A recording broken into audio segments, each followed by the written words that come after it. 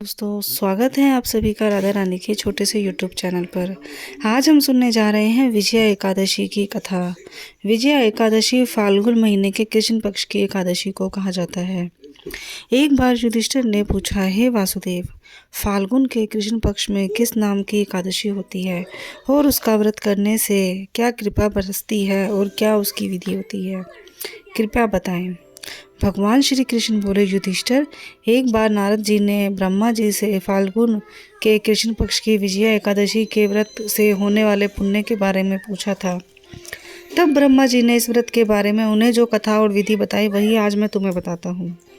ब्रह्मा जी ने कहा, नारद, यह व्रत बहुत ही प्राचीन, पवित्र और पापनाशक है। यह एकादशी राजाओं को विजय प्रदान करती है, इसमें तनिक भी संदेह नहीं है।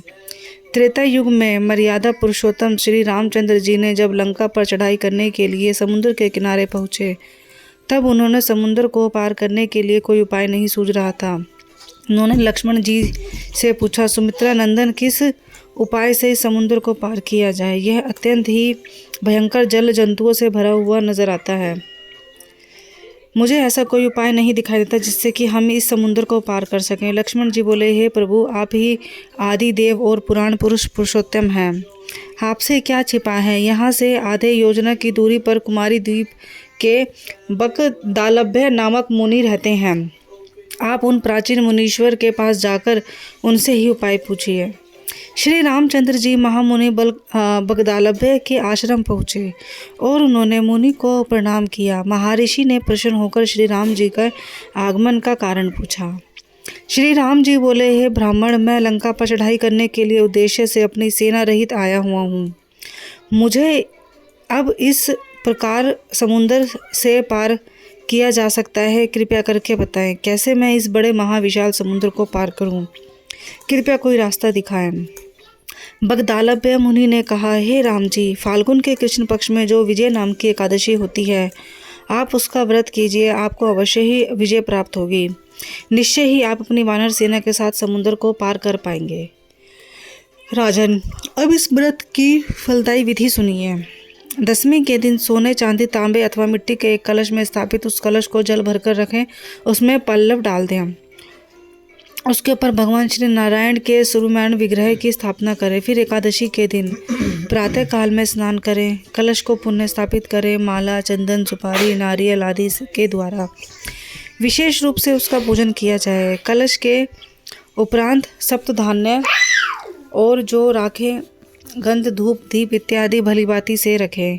कलश के सामने बैठकर उत्तम कथा, व्रत, मंत्र उच्चारण, पाठ इत्यादि करें।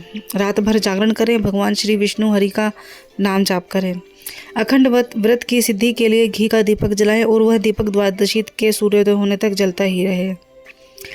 द्वादशी के सूर्योदय होने पर कलश को किसी भी जलाशय के समीप नदी, झरना, पोखर, तट, तालाब और बहता हुआ पानी आप स्थापित वहाँ बहा सकते हैं। विधि पूर्वक पूजा करके देव और सभी भगवानों का आशीर्वाद लेकर उस कलश को वेदोवेदात से ब्राह्मण के लिए दान भी कर सकते हैं। कलश के साथ ही और बड़े बड़े दान भी करने चाहिए, जैसे कि उस दिन द्वादशी के दिन अन्न का दान, पीले वस्त्रों का दान, धन का दान, फल फ्रूट का दान, गरीबों को आवश्यकता अनुसार दान कर सकते हैं। श्री राम, आप अपने सेनापतियों के साथ इस विधि पूर्वक व्रत कीजिए, आपको अवश्य ही विजय एकादशी का व्रत करके विजय प्राप्त होगी। ब्रह्मा जी बोले, नारद, यह सुनकर श्री राम जी ने मुनि के कथा अनुसार समय विजय एकादशी का व्रत किया और व्रत करने के कारण श्री रामचंद्र जी को विजय प्राप्त हुई। उन्होंने संग्राम में रावण को मारा और लंका पर विजय प्राप्त करी और माता सीता को रावण के चंगुल से छुटाया। बेटा, जो मनुष्य इस विधि पूर्वक से विजय एकादशी का व्रत रखता है, उन्हें इस लोक में विजय प्राप्त होती है और परलोक में भी अक्षय बना रहता है। तो भगवान श्री कृष्ण कहते हैं युधिष्ठिर से, इसी कारण से विजय एकादशी फाल्गुन महीने के कृष्ण पक्ष की एकादशी को विजय एकादशी कहा जाता है और इस एकादशी की कथा सुनने से हमें सभी पापों से छुटकारा मिल जाता है, पुण्य की प्राप्ति होती है और साथ ही साथ जीवन में सभी कार्यों में सफलता मिलती है। तो दोस्तों, ये थी विजय एकादशी की कथा। साल 2026 में फाल्गुन महीने के कृष्ण पक्ष की विजय एकादशी रखी जाएगी। शुक्रवार के दिन रहेगा 13 फरवरी। 13 फरवरी को वैसे तो ये एकादशी जो है 12 फरवरी को शुरू हो जाएगी 12:30 बजे दोपहर से लेकिन 13 फरवरी को यह शाम को 4 बजे समाप्त होगी और उदय तिथि के हिसाब से यह व्रत 13 फरवरी को ही रखा जाएगा। फाल्गुन महीने के कृष्ण पक्ष की एकादशी के व्रत की संपूर्ण जानकारी मैंने एक वीडियो अपने चैनल पर पहले भी डाल दी है, आप जाकर चेक कर सकते हैं। अगर आपको मेरा दिया गया कंटेंट अच्छा लगा हो, मेरी वीडियो पसंद आई हो और आपको मेरी वीडियो, मेरी दी गई जानकारी किसी भी तरीके से मददगार साबित होती है तो आप प्लीज़ मेरे चैनल को सब्सक्राइब कीजिएगा, वीडियो को लाइक शेयर ज़रूर कीजिएगा।